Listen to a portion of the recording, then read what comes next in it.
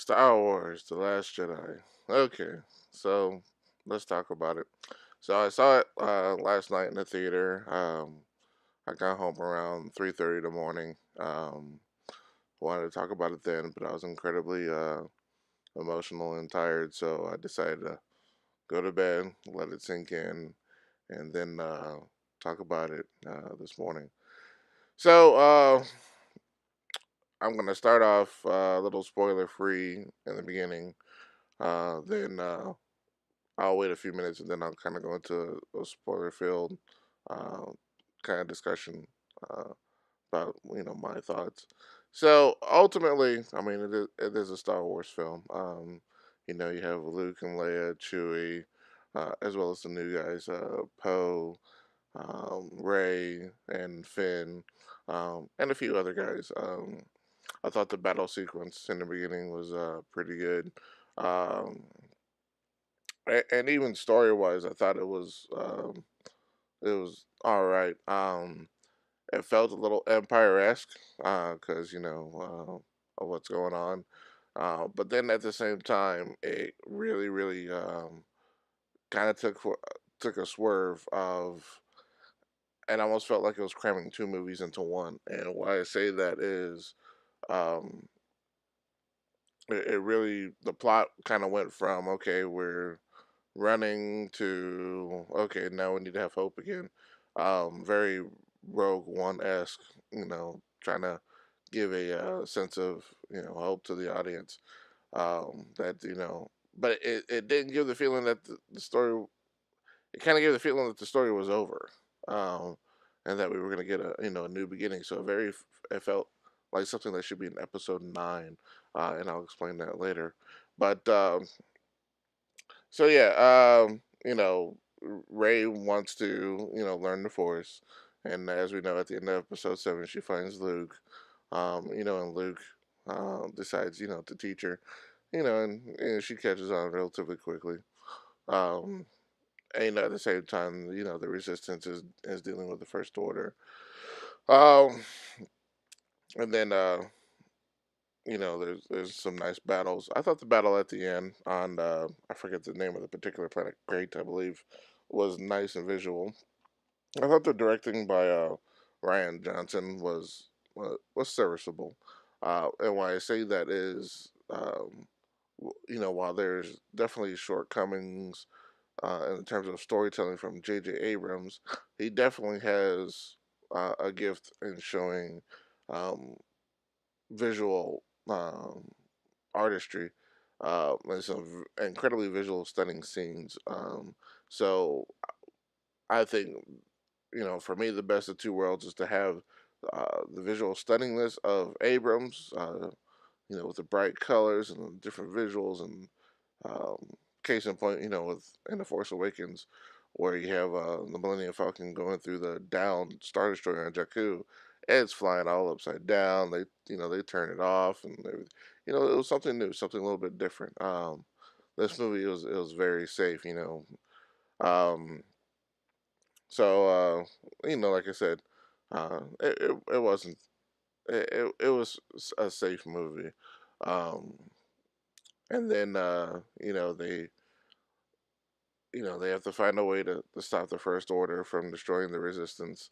There's an epic battle, in the beginning, middle, and end. There's a lot of fight scenes here, and I have to say in the beginning, that was a pretty dramatic fight scene. The way it ended, um, and I'll talk about that in my spoiler section. But ultimately, I mean, it was 2.5 hours of okayness. There were a few scenes that I had some issues with, and I'll bring that up later. But I do recommend it for everybody to go see it. It's a good family movie. Nothing too over the top. Um, go see it as a family, enjoy it. If you're a Star Wars fan, I'm pretty sure you'll have some um, issues with it. But as a typical movie fan, it continues on the story. Didn't dwell on the death of Han too much. They're just like, Han died. Okay, moving on.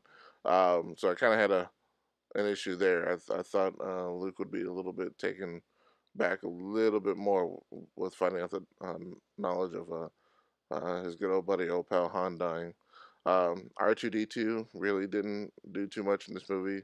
He kind of took the background to BB-8, and C-3PO had his little moments, and so anyway, okay, so that's my initial review, spoiler free. I'm gonna wait about 10 seconds, and then I'll go into my my spoiler filled emotional rant.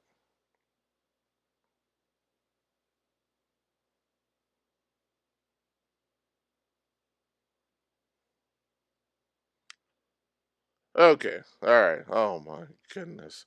This is my spoiler filled emotional rant that I kind of felt after watching the movie or during watching the movie and the drive home from watching the movie, going to bed and waking up. All right, let me start off. Holy hell, what the hell was that? Okay. Um the beginning battle was top notch. I'll give you that. Running the bombers and destroying the dreadnought. That was really effing cool. Okay. Um, what I did find kind of strange was how they started off with a gazillion bombers. More like 20 or 30. But it really only took one to take the dreadnought out. So you probably didn't need as many bombers. But I did like how it was dramatized, where they had a hard time. Every one of them was being taken out, and then every one of them was being taken out, and then uh, there was one final one, and the pilot had to go in and drop the payload because the bombardier on the inside died. And I guess it requires a particular button to be pushed. They couldn't push a button from the cockpit; it had to be pushed from the inside to drop the payload. Um, and so that was done. I thought that was pretty cool. Um, but then it, my biggest problem with movies, every time they did something cool, they do something equally as stupid. And I'm just gonna go in and say it.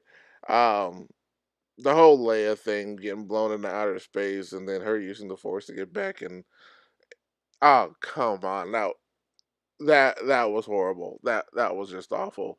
I thought they were sending her off because she died, and I thought it was strange because they said she had filmed all her scenes, and we were like in the first third of the movie, so I think, oh, okay, they're gonna kill her off this way.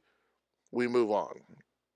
I'm fine with that, but they kill her off, and then while she's in freaking outer space, she uses the Force to come back in. I'm like, holy hell, no! This doesn't work that way. Like Han Solo says, that's not how the Force works. So I really had a problem with that. In fact, I mean, it was one of those where in the movie theater I was about to go, "Holy, come on!" Even my son directly looked at me and went, "Calm down, Dad. It's gonna be okay." He knew I was gonna have an issue with that. So after dealing with that, we go on. Luke is having his issues with training Ray. Whether he wants to or not, and Ray decides whether she can feel through the Force, and with Kylo Ren and that craziness. Um, and, I had a big whatever there. But what I really, really did like when the Return of Yoda. We hadn't seen him since Return of the Jedi. It's 30 years, but he shows up. Like I said, this is the spoiler filled section. So he shows up, and they use the actual puppet. They don't use CGI. I thought that was really, really cool. Being an old school fan of Star Wars ever since '77, and seeing Yoda back in 1980, using the puppet, I thought was a really, really nice touch. Um, as opposed to the CGI, it just looked cooler, looked more real, looked very old school. Um, that was my favorite part of the movie. Um, and then we get to the end here where Snoke, we still have no idea who he is. Kylo kills Snoke. Um, which I thought was kind of corny, and then Ray and Kylo fight everybody, which had its moments. I thought some of the fight, I thought the fight scenes could have been a little bit cooler, better choreographed. Sorry, I'm burping here. Could have been better choreographed, but the definitely some of the ways they were using the lightsaber were cool. Um, I thought that was very inventive and a new way to see how lightsaber fighting works, because it wasn't as over choreographed as Darth Maul and Obi-Wan in episode one, as well as between Obi-Wan and Anakin in episode three. I mean, those guys were damn near ninjas. They're sitting there just for damn 20 minutes. These guys are still trying to figure it out. But I mean, we still don't really know much about what's going on. We don't know Snoke. We don't know um, we don't know how Kylo Ren got taken by Snoke, or his particular lightsaber. Everything's still a lot of unknowns, so I kind of had an issue there. Uh, the side story going to the planet with the casino, that was completely useless. I thought that was kind of stupid. And meeting up with Code Breaker, Smuggler, whatever, played by Benicio del Toro, I believe. I thought that was just another reason to bring in, a character and a toy. I had no use for that whatsoever.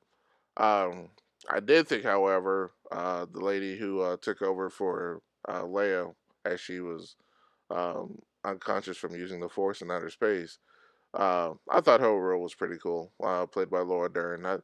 You know, she didn't have to answer to Poe. Poe was like, "Hey, tell me what's going on." She's like, "Screw you, punk! I don't have to tell you jack."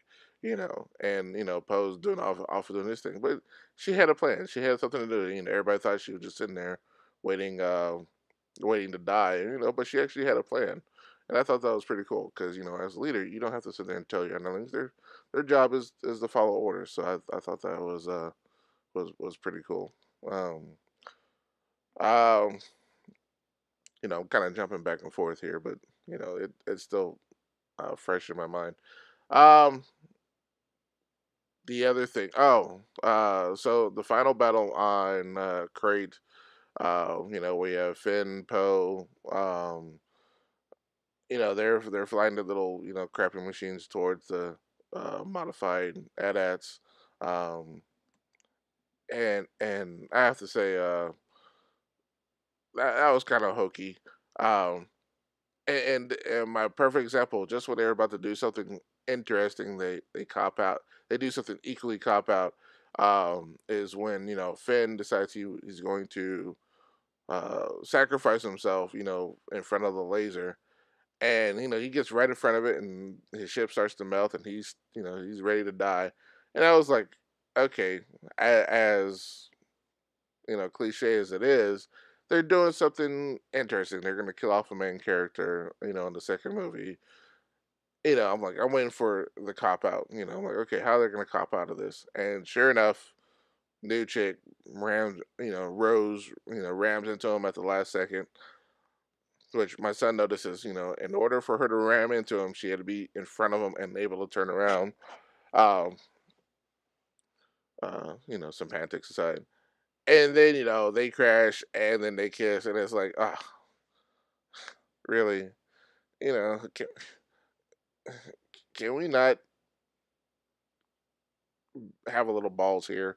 Let's if you're gonna do something, do it. Don't do the bait and switch, and then force a romance upon me. We already know Finn likes Ray, but now he's got this other chick, kissing on him, so that's gonna be a love, whatever. And then so that I thought that was kind of hokey. Um, Luke bringing his Force Ghost to Crate to uh to do his thing. I thought that was kind of on the silly side. And then at the end, Luke dies, which is the biggest spoiler, I guess. Luke dies. He disappears and becomes one with the Force. Uh, I was fine with that, but I thought it could have been a little bit more impactful. I thought he could have, had a final fight with Kylo Ren, and to where he actually wins, but then lets him go and says, uh, this is how the Force is meant to be, um, and wins, and then the Force Ghost disappears, but in the movie with him disappearing, make him more impactful. With him disappearing, and then you still have movie left. To me, just didn't make his death as impactful. I would have had him one, everybody celebrates and everything, and then you know we see at the end of the movie him disappear. Boom, credits. Uh, you know, whole crowd would probably been like, oh, I mean, you got to do that sometimes. You got to be a little bit different. But this is Disney. Disney wants to keep things safe. So that in a nutshell is probably my 2 cents on the movie. Like I said, it was definitely it was okay. One final thing. Now that I'm thinking about it, the Porgs, absolutely useless. Useless. They had no reason to be in the movie other than being cute. And of course, my wife and son are like, oh, they're cute. What the hell are they in the movie for? Okay, absolutely no reason. They served no purpose other than to sell toys, of course. Um. So anyway, that's my 2 cents. I'm gonna go ahead and finish it up here. If you liked what you heard about Star Wars: The Last Jedi, um, go ahead and hit that like button if you want to hear more of my movie rants going forward. Go ahead and hit that subscribe button. Anyway, I'm out of here. Talk to you guys later. Peace.